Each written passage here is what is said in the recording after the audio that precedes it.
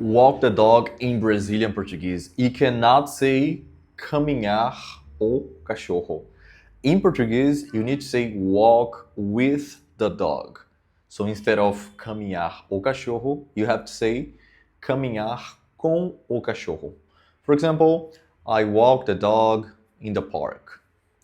Eu caminhei com o cachorro no parque. That's how you can say walk the dog in Brazilian Portuguese. Leave your sentence here using this expression.